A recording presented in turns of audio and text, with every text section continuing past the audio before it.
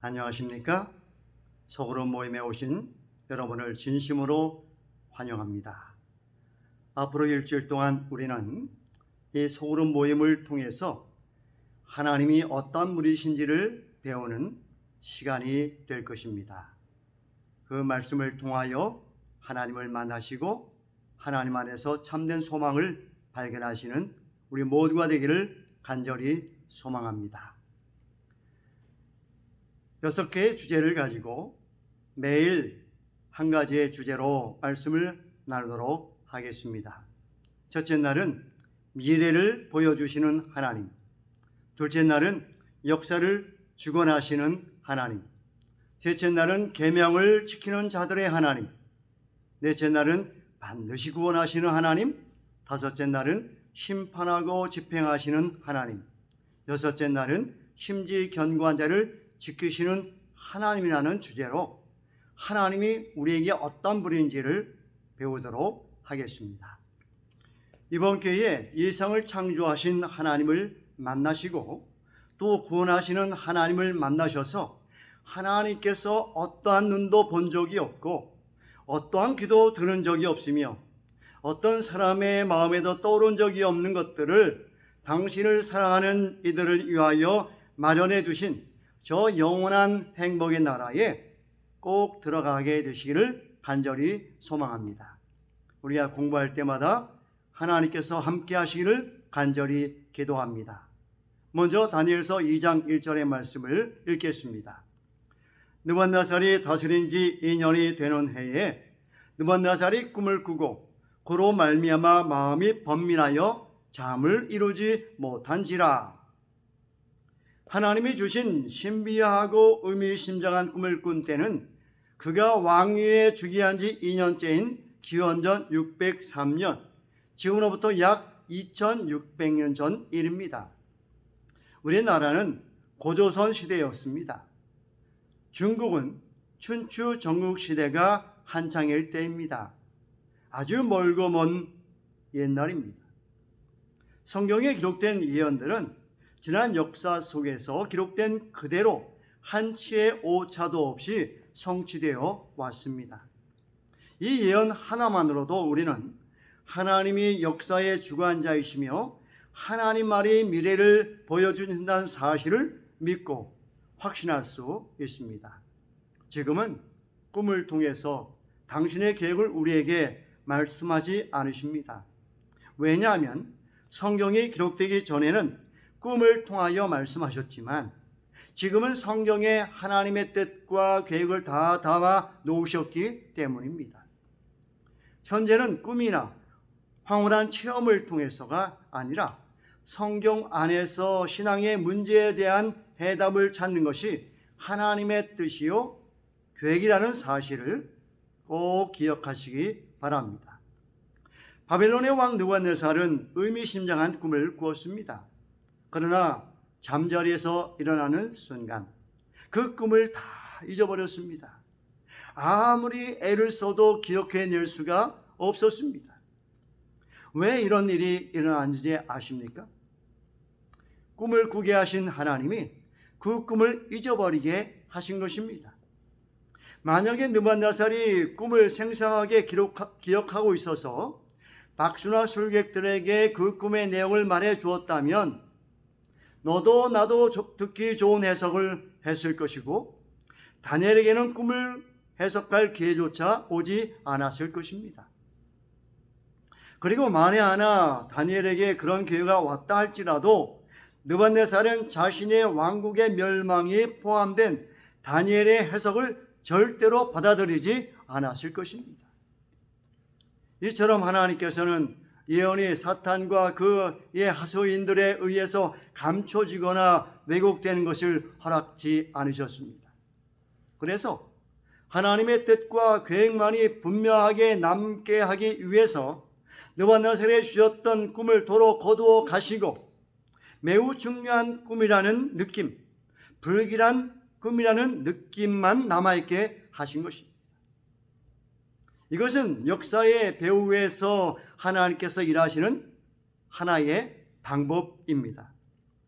다니엘서 2장 2절로 11절의 말씀은 그 해석을 알아내라는 느부갓네살의 명령과 말해주면 해석을 하겠다는 바벨론 술객들의 실랑이가 기록되어 있습니다. 화가 난 왕은 해석을 알아내지 못하면 바벨론의 모든 박사와 술객들을 죽이겠다고 위협을 했는데, 공경에 처한 바벨론 술객들의 최후 변명이 다음과 같이 기록되어 있습니다. 갈대아인들이 왕 앞에 대답하여 이르되 세상에는 왕의 그 일을 보일 자가 한 사람도 없으므로 어떤 크고 권력 있는 왕이라도 이런 것으로 박수에게나 술객에게나 갈대아인들에게 물은 자가 없었나이다. 왕께서 물으신 것은 어려운 일이라 육체와 함께 살지 아니하는 신들 외에는 왕 앞에 그것을 보일 자가 하나도 없나이다 하니라. 그들의 말을 한마디로 요약하자면 절대 불가능하다는 것입니다. 꿈을 알아내라는 왕의 요구는 신이 아니면 할 수 없는 이름으로 그런 요구를 한 왕이 없었다는 것입니다. 바벨론 술객들의 말이 맞습니다. 그것은 절대 불가능한 일입니다. 한 번도 없었던 일입니다. 그러나 그들은 절대 불가능한 일을 해내는 다니엘을 보게 됩니다. 여기에 우리가 기억해야 할 교훈이 무엇일까요? 하나님이 함께 하시면 불가능한 일이 절대 가능한 일이 된다는 것입니다. 이론으로, 경험으로, 논리로 불가능한 일이라 할지라도 하나님이 함께 하시면 넉넉히 이룰 수 있다는 가르침입니다. 꿈을 말해주지 않으면 해석할 수 없다는 박수와 술객들의 말에 몹시 화가 난 느부갓네살 왕의 명령이 12절로 13절에 기록되어 있습니다. 왕이 이로 말미암아 진노하고 통분하여 바벨론의 모든 제자들을 다 죽이라 명령하니라. 왕의 명령이 내림에 제자들은 죽게 되었고 다니엘과 그의 친구들도 죽이려고 찾았더라. 이렇게 해서 다니엘이 역사의 주역으로 등장할 수 있는 무대가 마련되었습니다. 이 엄정한 위기 앞에서 역사의 배후에 계시는 하나님을 믿고 경험한 다니엘은 두려워하거나 당황하지 않았습니다. 명철하고 슬기로운 말로 왕의 근위대장 아리옥에게 자신이 이 문제를 능히 해결할 수 있다고 했고 왕 앞에 나가서도 같은 말을 했습니다.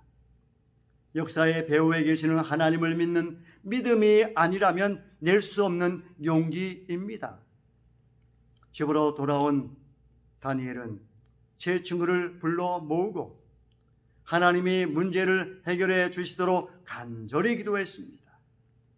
하나님은 이 신실한 청년들의 기도에 응답하셨고 느부갓네살의 꿈과 그 해석을 다니엘에게 알려주셨습니다. 하나님이 주신 응답을 받은 이후에 드린 다니엘의 감사 찬송이 2장 20절로 23절에 기록되어 있습니다. 그는 때와 계절을 바꾸시며 왕들을 폐하시고 왕들을 세우시며 지혜자에게 지혜를 주시고 총명한 자에게 지식을 주시는도다. 그는 깊고 은밀한 일을 나타내시고 어두운 데에 있는 것들을 아시며 또 빛이 그와 함께 있도다. 이 찬송에서 다니엘은 하나님을 역사의 주관자로 고백하고 있습니다. 하나님의 때와 기한을 정하시고 왕들을 폐하시고 세우시기 때문입니다. 하나님의 깊고 은밀한 일을 나타내시고 어두운 데에 있는 것을 아시기 때문입니다. 이것이 하나님을 향한 다니엘의 믿음이며 다니엘의 용기의 원천입니다.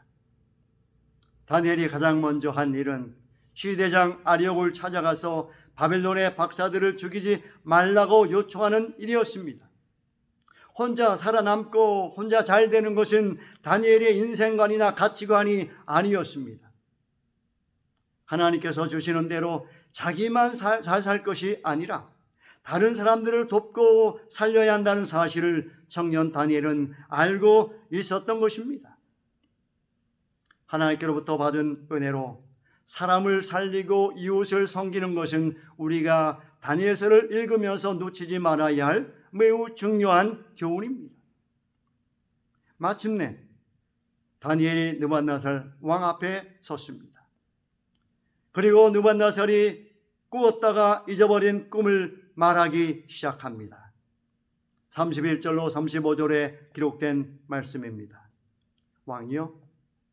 왕이 한 큰 신상을 보았나이다. 그 신상이 왕의 앞에 섰는데 크고 광채가 매우 찬란하며 그 모양이 심히 두려우니 그 우상의 머리는 순금이요 가슴과 두 팔은 은이요 배와 넓적다리는 노시요 그 종아리는 철이요 그 발은 얼마는 철이요 얼마는 진흙이었나이다. 또 왕이 보신즉 손대지 아니한 돌이 신상의 철과 진흙에 발을 쳐서 부서뜨리매 그때 철과 진흙과 놋과 은과 금이 다 부서져 여름 타작의 겨같이 되어 바람에 불려 간 곳이 없었고 우상을 친 돌은 태산을 이루어 온 세계에 가득하였었나이다. 여러분, 다니엘이 말하는 이 내용을 들으면서 온몸에 전율을 느낀 느부갓네살의 모습이 보이지 않습니까? 그가 화가 나서 모든 박수와 술객들을 죽이라는 명령을 내리기는 했지만 어쩌면 스스로도 자신이 꾼 꿈을 누군가가 알아낼 것이라고는 생각지도 못했을 것입니다. 그리고 수많은 박수와 술객들이 자신에게 한 말, 육체와 함께 살아있지 아니하는 신 외에는 왕 앞에 거실 볼 자가 하나도 없다는 말도 떠올랐을 것입니다. 그런데 지금 다니엘이 예루살렘에서 포로로 잡아온 20살 청년이 자신이 꾸었다가 잊어버린 꿈을 마치 지금 보고 있는 것처럼 말하고 있는 것입니다. 꿈속에서 그는 큰 신상을 보았습니다. 찬란하고 장엄하며 매우 두렵게 보이는 신상이었습니다. 그런데 그 모습이 매우 특이했습니다. 머리는 정금이요 가슴과 팔은 은이요 배와 넓적다리는 노시요 종아리는 철이요 그리고 발은 철과 진흙이 섞여 있었습니다. 우상 숭배로 가득한 나라에서 살면서 평생 동안 셀 수 없이 많은 신상과 우상을 보았겠지만 이런 물질로 만들어진 우상은 한 번도 본 적이 없었습니다. 볼수록 이상하고 볼수록 신비로웠습니다. 그런데 그렇게 신상을 주목하고 있는데 더욱 이상한 일이 일어났습니다. 어디서 어떻게 날아왔는지 알 수 없는 돌이 신상에 발을 치자 찬란하고 장엄한 신상이 한순간에 무너져 내려서 산산조각이 되어서 다장마당의 겨처럼 된 것입니다. 그때 강한 바람이 불어와서 겨처럼 쌓여있던 신상을 날려버리고 돌은 태산을 이루어서 온 세상에 가득하게 되었습니다. 이것이 느부갓네살이 꾼 꿈의 내용입니다. 만약 하나님께서 2600년 전에 다니엘과 느부갓네살을 통해 주신 예언이 빗나갔다면, 성취되었더라도 부분적으로 성취되었더라면 이 세상의 성경을 통해서 하나님을 믿는 사람은 아마도 없었을 것입니다. 그러나 다니엘 2장에 기록된 예언은 지난 역사를 통하여 참으로 정확하게 한치의 오차도 없이 문자 그대로 성취되어 왔습니다. 그러므로 예언이야말로 우리가 성경을 통하여 하나님을 믿고 의지할 수 있는 가장 확실한 증거인 것입니다. 하나님께서는 자신을 미래를 보여주시는 분으로 계시하셨습니다. 이사야 41장 21절로 24절에 나 여호와가 말하노니 너희 우상들은 소송하라. 야곱의 왕이 말하노니 너희는 확실한 증거를 보이라.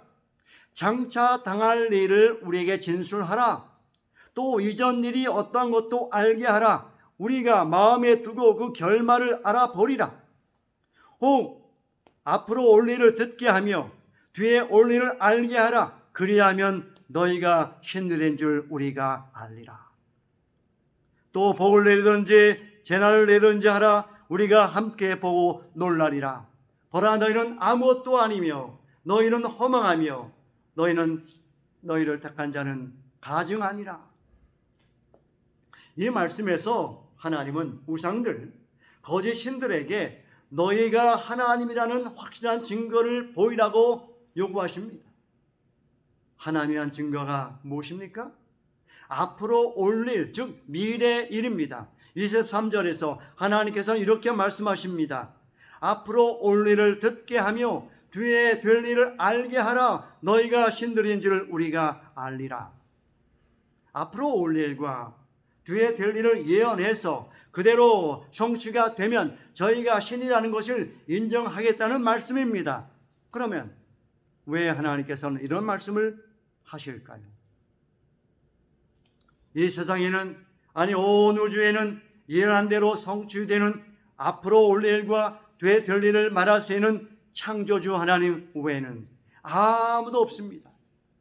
이사야서 전체를 통해서, 아니 성경 전체를 통하여 하나님은 미래를 예언하시고 그 예언이 정확하게 성취되도록 역사를 주관해 오셨습니다. 그래서 하나님께서는 미래를 예언하지 못하는 거짓 신들과 그 거짓 신들을 믿는 사람들에게 이렇게 말씀하시는 것입니다. 보라, 너희는 아무것도 아니며 너희는 허망하며 너희를 택한 자는 가증하니라. 다시 이사야 46절 9절로 10절의 말씀을 보겠습니다. 너는 옛 정기를 기억하라. 나는 하나님이라. 나 외에 다른 이가 없느니라. 나는 하나님이라. 나 같은 이가 없느니라. 내가 시초부터 종말을 알리며 아직 이루지 아니한 일을 옛적부터 보이고 이루기를 나의 뜻이 설 것이니 내가 나의 모든 기뻐하는 것을 이루리라 하였노라. 하나님은 우리에게 말씀하십니다. 내가 하나님이다. 나 같은 이가 없다. 왜냐하면 나만이 종말을 처음부터 고하며 아직 이루어지지 않은 일을 옛적부터 보이기 때문이다. 다니엘 2장은 종말을 처음부터 우리에게 알려줍니다. 아직 이루어지지 않은 일을 옛적부터 보이신 하나님이 가장 생생하게 보여주는 예언입니다. 이처럼 미래를 먼저 보여주시는 하나님, 그래서 믿을 만한 증거를 주시는 하나님을 우리가 믿고 의지해야 하지 않겠습니까?